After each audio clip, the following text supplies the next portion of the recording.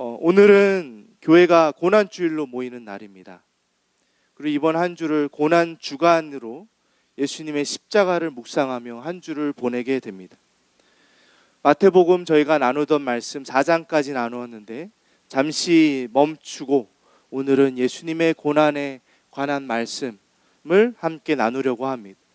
내일부터 계속 아침에 묵상하는 매일 성경 본문에 따라 어제 토요일 매일 성경 본문에 있었던 성찬의 장면과 또 오늘 주일 본문에 있는 겟세마네의 기도를 함께 말씀으로 나누려고 합니다. 먼저는 우리가 한 몸 공동체로서 성찬으로 나아가도록 하겠습니다. 예수께서 잡히시기 전날에 저녁에 유월절 만찬을 제자들과 함께 보내셨습니다. 마지막 고난이 코앞에 있는 걸 예수님은 누구보다 잘 아셨지만 그것을 앞두고 제자들과 이 만찬을 즐기는 장면은 참 기이하다 여겨질 정도입니다. 참 그 고난을 앞두고 어쩜 저렇게 식사를 함께 하실까? 그것도 그 중에는 자기를 팔아넘길 제자도 있었고 나머지 11명 제자라고 해서 별거 있습니까? 다 배신하고 도망가 버리는 제자들인데 그들과 함께 식사를 즐기고 계십니다. 예수님은 그들에게 예수님께서 받으실 고난의 의미를 몸으로 경험하게 하십니다. 그것은 그분의 찢기실 살과 흘리실 보혈을 먹고 마심으로 몸에 담아내게끔 예배하게끔 한다는 것입니다. 마태복음 26장을 함께 읽어보겠습니다. 같이 한 목소리로 읽겠습니다. 시작. 그들이 먹을 때 예수께서 떡을 가지사 축복하시고 떼어 제자들에게 주시며 이르시되 받아서 먹으라 이것은 내 몸이니라 하시고 또 잔을 가지사 감사 기도하시고 그들에게 주시며 이르시되 너희가 다 이것을 마시라 이것은 죄 사함을 얻게 하려고 많은 사람을 위하여 흘리는 바 나의 피 곧 언약의 피니라. 예수님은 그분의 고난의 길에 제자들을 초대하고 계십니다. 물론 이들은 당장에 실패할 것입니다. 그러나 주님의 시선은 훨씬 멀리에 있었습니다. 훗날에 성령을 받고 교회를 위해 복음을 위해 목숨을 내어놓는 이 제자들의 모습을 바라보고 계셨고 그 고난의 길이 이어져서 이 교회의 구원 역사 속에 우리에게까지 주님의 고난으로 초대하고 계신 것입니다. 오늘 이 성찬에 믿음으로 참여하는 돌봄 가족 여러분, 습관적이고 형식적인 시간으로 이 시간을 흘러가게끔 두지 마시고 붙잡으십시오. 이 시간 예수님의 살과 피를 정말 그 고난의 의미를 나의 것으로 받아들이셨으면 좋겠습니다. 믿음으로 받으시고 주님의 이름으로 그 안에서 연합되어지는 영광스러움을 누리는 우리들이 되었으면 좋겠습니다. 오늘은 앞으로 나와서 받도록 하겠습니다. 찬양을 하나 틀어주시면 앞에 나와서 떡과 잔을 받아서 자리로 돌아가셔서 함께 한 목소리로 고백하시고 떡과 잔을 먹고 마시도록 하겠습니다. 우리 찬양을 틀어주시면 이쪽부터 나오셔서 순서대로 받아서 자리로 돌아가 주시면 감사하겠습니다.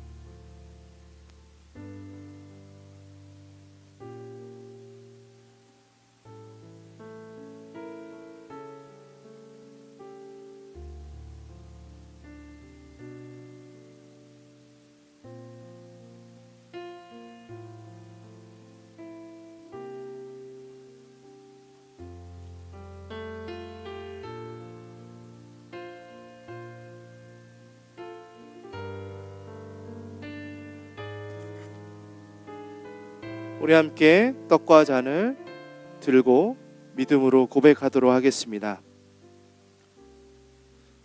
한 장 넘겨주시겠습니까? 네. 이 빵은 잠시 기다려 주시겠습니까? 우리 두 친구 앞에 나와서 떡과 잔을 바로 받아가 주시면 감사하겠습니다.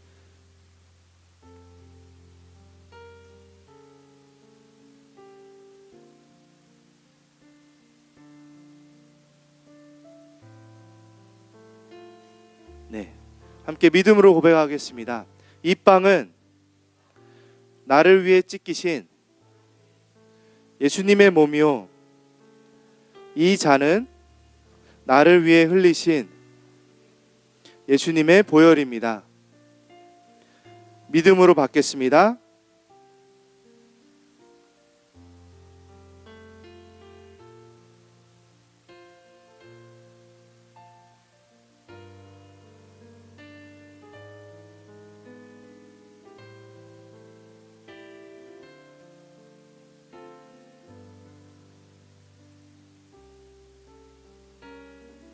잠시 기도하겠습니다. 우리를 위해 죽으신 예수님, 우리를 위하여 몸이 찢기신 예수님, 우리를 위하여 그 마음이 찢기신 예수님, 생명의 피를 흘리신 예수님, 고난의 주님이 우리의 주님이 되게 하여 주시옵소서. 우리가 주님의 고난에 살게 하여 주시고 주님의 보혈에 동참하게 하여 주시옵소서. 우리에게 은혜를 베푸사 생명의 말씀을 허락하여 주시옵소서. 예수님의 이름으로 기도드렸습니다. 아멘. 잔은 편히 내려놓으셨다가 이따가 정리해 주시면 될 것 같습니다. 예수님께서 이 유월절 만찬을 마치시고 제자들과 찬양하며 산으로 가셨습니다. 그리고 겟세마네라는 곳에 이르렀습니다. 그리고 그곳에서 기도의 자리에 제자들을 초대하십니다. 물론 제자들보다 몇 걸음 더 나아가 기도하십니다. 예수님께서는 이 십자가를 지시기 전에 하나님과 개인적인 시간이 필요했습니다. 그러나 주님은 특별히 세 제자에게 분명하게 말씀하셨습니다. 나와 함께 깨어 있으라. 여러분, 이 초대를 나를 향한 하나님의 음성으로 듣는 우리가 되기를 주님의 이름으로 축복드립니다. 기도의 자리로 초대하고 계십니다. 기도의 자리로의 초청은 아픔에서 시작됩니다.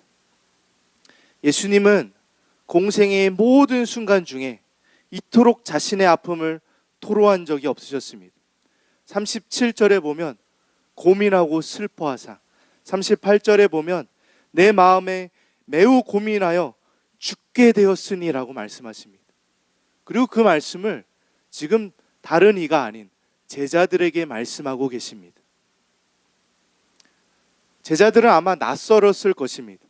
주님께 뭐가 두려울 게 있을까 싶을 정도로 주님은 거침없는 모습들을 많이 보여주셨습니다.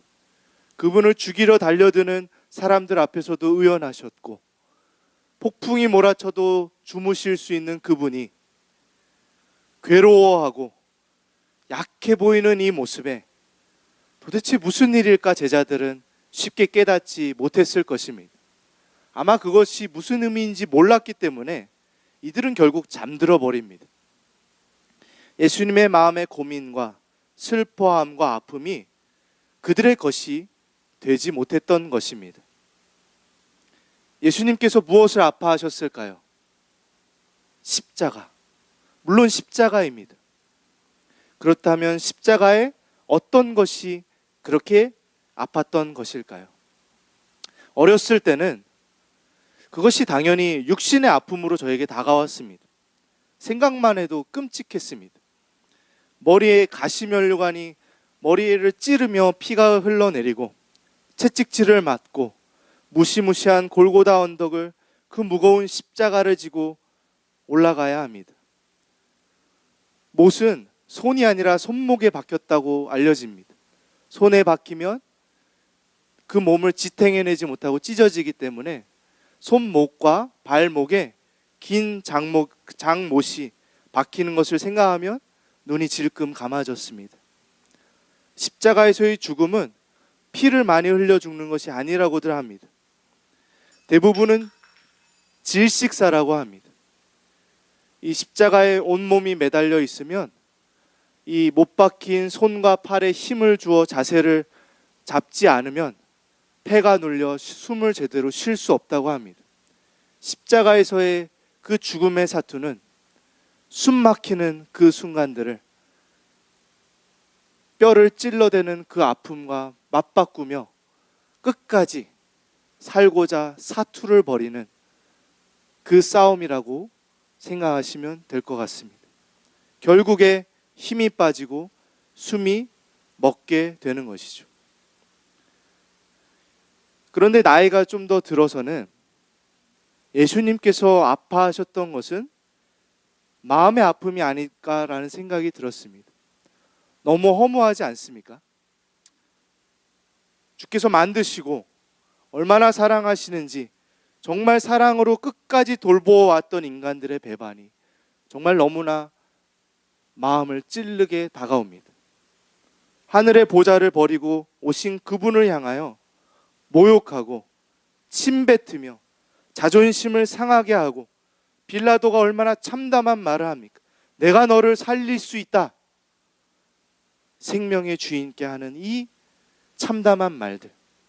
종교 지도자들이 자기들이 승리했다고 생각하는 그 자고하는 얼굴에 웃음 가득한 모습들을 생각해 보면 수치스럽게 다 발가벗겨져서 유대인의 왕이라고 놀리듯 그 예수님을 십자가에 못 박아놓고 조롱하는 사람들을 생각했을 때 믿었던 제자들이 다 도망치고 부정하고 팔아넘길 때 그 모든 것들이 마음을 얼마나 찔렀을까 싶었습니다. 그것이 몸의 고통보다 더 크겠구나라는 생각이 들었습니다. 어른이 되어갈수록 이 아픔이 더 크다는 생각이 듭니다. 열심히 하면 쥐어지는 것이 없습니다. 사랑으로 다가가면 원망으로 되돌아옵니다. 세상에 조롱을 받고 수치스러움을 느끼게 됩니다. 예수님의 아픔이 그렇게 다가왔습니다. 그런데 예수님의 십자가의 고통은 신체적인 것도 아니고 마음의 상처도 아니었습니다. 그것은 영혼의 아픔이었습니다. 예수님을 찌르는 못은 인간들의 죄악이었습니다. 거룩하신 성자 하나님께 죄가 뒤집어 씌워지는 것입니다. 빛이신 그분이 어둠으로 뒤덮여 버리는 것입니다.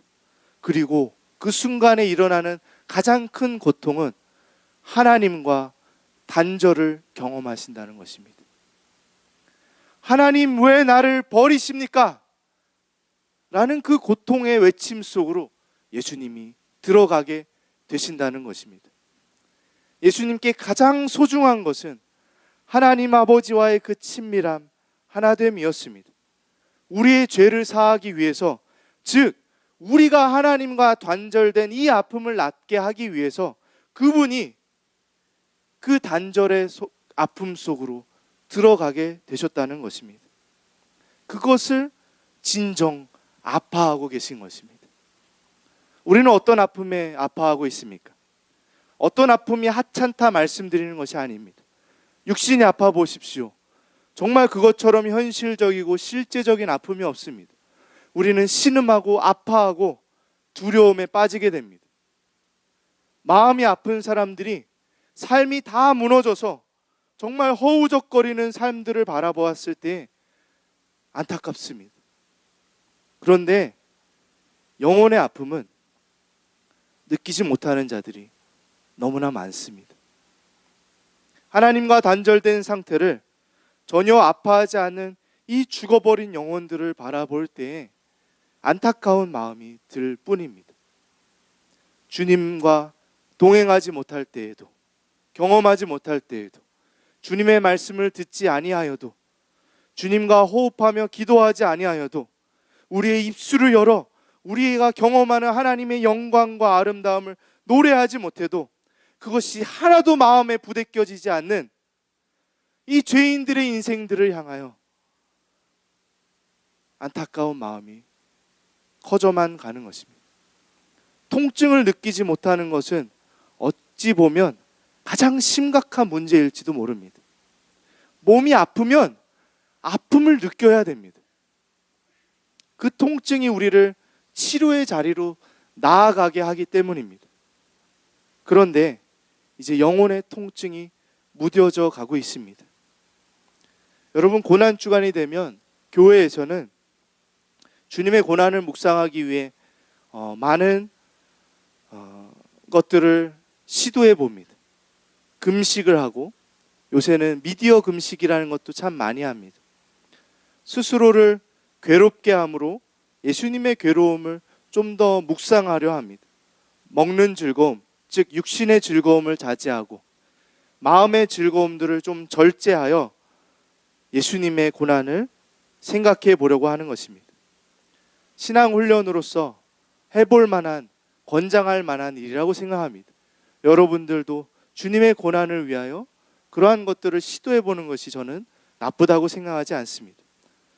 그러나 육신의 아픔, 마음의 아픔은 그렇게 하지 않아도 느낄지 모릅니다. 우리는 오늘도 아플지 모릅니다. 그러나 이 모든 시간들을 통하여 우리는 하나님과 연합되고자 하는 이 절실한 마음이 회복되어져야 합니다. 내가 하나님과 동행하지 못하는 것에 대한 안타까워하고 아파하는 마음이 회복되어져야 됩니다. 내가 오늘 하나님을 느끼지 못하는 것에 대하여 눈물 흘릴 수 있는 우리들이 되어야 하고, 내 영혼이 주님을 닮지 못하는 것에 내 한계를 붙잡고 울부짖을 수 있는 우리들이 되어야 한다는 것입니다. 그것을 아파하지 못하기 때문에 제자들은 예수님이 땀이 피가 되어 진을 쓰며 기도하는 이 시간에 잠이 들어 있습니다. 예수님의 아픔이 내 아픔이 되지 못했기 때문입니다. 예수님께서는 원래 우리 영혼의 아픔이었잖아요. 주님과 하나 되지 못하는 죄가 가로막은 우리의 이 아픈 현실을 아파하시면서 그 아픔을 자신의 것으로 가져가 이토록 기도하며 그 아픔의 길을 걸어가시는데, 정작 우리들이 아파하고 있지 않다는 것입니다. 예수님이 그렇게 눈물을 흘리며 기도할 때 마치 예수님은 믿음이 없나 봐, 뭘 저렇게 호들갑 떨며 기도할까, 부활하실 텐데 도대체 왜 저렇게 우시는 걸까, 왜 저렇게 기도하시는 걸까 바라보고 있습니다. 여러분, 아파하는 심령이 기도로 이어지는 것입니다. 기도는 내 욕심으로 말미암아 기도로 나아가는 것이 아닙니다. 기도는 무엇인가를 얻어내기 위해 기도의 자리에 나오는 것이 아닙니다. 우리의 기도는 이러한 면이 있다는 것을 우리 스스로 잘 이해하지 못합니다. 그래서 오히려 내가 무엇인가를 얻고자 기도하라고 하면 그렇게 열심히들 기도합니다. 가장 열심히 기도하는 때는 자녀가 수능을 볼 때일 것이고, 사랑하는 가족이 수술방에 들어갔을 때일 것입니다. 그 기도가 나쁘다는 것이 아닙니다. 그것이 기도의 전부가 아니라는 것입니다. 그렇게 가르칠 때에 기도의 자리엔 찾아오는 이가 없습니다. 잠들어 버립니다. 아무도 기도할 이유를 찾지를 못합니다. 그러나 우리는 기도하라고 성경은 끊임없이 가르칩니다. 예수님의 기도는 응답되었습니까? 예수님의 기도의 내용은 무엇이었습니까? 예수님의 기도는 참으로 위대한 기도입니다. 오늘의 기도를 여러분 마음에 새기시고 배우시길 축복드립니다. 우리는 이 기도가 응답되지 않았다고 생각합니다. 그래서 우리는 이렇게 생각합니다. 무엇하러 기도해? 어차피 하나님의 뜻대로 될 거잖아. 그래, 하나님 인도하시는 대로 살 테니 기도할 필요가 있어? 라고 생각할 수 있습니다. 예수님께서는 십자가를 피할 수 있게 해달라고 기도하십니다. 그러나 동시에 하나님의 뜻대로 이루어지기를 기도하십니다. 예수님이 얼마나 간절하셨는지 보십시오. 3차례나 나아가서 기도하셨습니다. 예수님은 자신의 간구에 솔직하셨습니다. 하나님, 이 길 피할 수 있으면 피하고 싶습니다 라고 정말 간절하게 기도하고 계십니다. 참 아름다운 간구라고 생각합니다. 하나님과 연합되고자 하는 그 소망을, 그 하나님을 향한 사랑을 그 간구 속에 정말로 다 담아서 기도하고 계십니다. 어떻게 하나님과 단절을 경험하는 그 안에서 괜찮아요 하면서 걸어가실 수 있겠습니까? 기도하셔야만 했습니다. 그것이 그분의 멈출 수 없는 그분의 마음의 표현이었던 것입니다. 그러나 예수님의 기도는 그 아픔 속에서도 순종할 수 있기를 기도하고 있습니다. 순종의 기도였습니다. 예수님의 가장 간절한 기도는 그분께서 하나님의 뜻에 순종할 수 있게 되기를 기도하는 것이었습니다.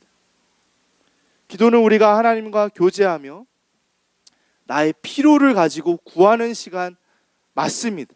그것이 아닌 것이 아닙니다.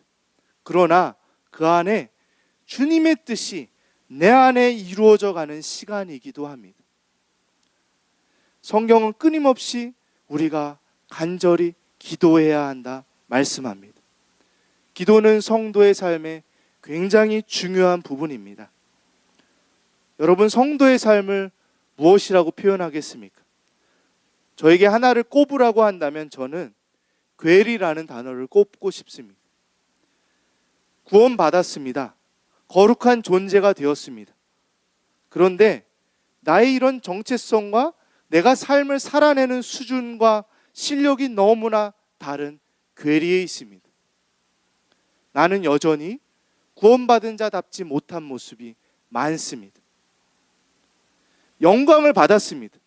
정말 믿음으로 그렇게 고백해요. 하나님이 주시는 모든 복을 누리고 있습니다. 그것을 정말 믿음으로 고백할 수 있습니다. 그런데 이 땅에 아직 공중 권세 잡은 자의 영향력 아래에서 내 삶은 늘 부족하고 늘 아파할 수밖에 없습니다.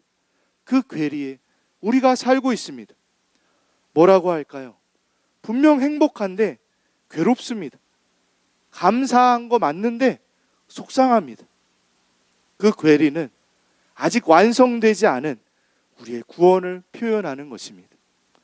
여전히 주를 향하여 자라나야 됨을 표현하는 것이며 여전히 주를 향하여 강구해야 하는 하나님의 섭리가 우리의 이 괴리의 삶 속에 담겨져 있는 것입니다. 이 괴리가 우리 성도됨의 증거입니다. 바울이 얘기했습니다. 오호라, 나는 공고한 사람이로다. 이 사망의 몸에서 누가 나를 건져내랴. 그리고 이 괴리를 오직 하나님과의 관계 안에서만 풀어가고자 하는 것이 바로 성도의 기도입니다. 어떻게 구원받은 사람으로서 이 죄악된 삶을 살면서 울부짖지 않을 수 있겠습니까? 어떻게 영원한 삶을 하나님 안에 누리는 자로서 이 한계의 몸과 연약함을 안고 하나님께 구하지 않을 수 있겠습니까? 어떻게 옛자의 본성이 잔존하는 영향력으로 우리를 괴롭힐 때 새로워진 우리의 자아가 싸우려 하지 않고 아파하지 않을 수 있겠습니까? 괴로운 것이 성도의 삶인 것입니다. 마음이 아픈 것이 그리스도의 제자된 우리의 현실이라는 것입니다. 그렇다고 우리가 늘 고난만 받고 찡그린 인상으로만 살아가야 한다는 것이 아닙니다.